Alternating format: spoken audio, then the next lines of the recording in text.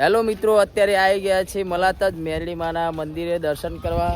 મારા ભાઈઓ પણ અંગાત છે, અરે બધા દર્શન કરતા આવીએ. આ છે મેરડી માનું મંદિર, અંદર આપણે દર્શન કરતા આવીએ. આવી ગયા છીએ જો મિત્રો, આ છે મેરડીમાં દર્શન કરી રહે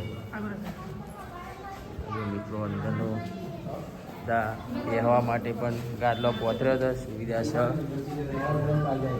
ભાઈ એ ફોટા પણ પાડે છે. આ છે ભુવાજીની ગાદી. મલાતજથી રિટર્ન આવ્યા છે બારે જા, ભૂખ લાગી હતી એટલે ભાઈ કીધું કે પકોડી ખાવી છે. જો આ પકોડી ખાવા આવી ગયા છે. હવે ભાઈઓ ભૂખ લાગી છે, હવે પકોડી ખાઈને જઈએ ડાયરેક્ટ ઘેર.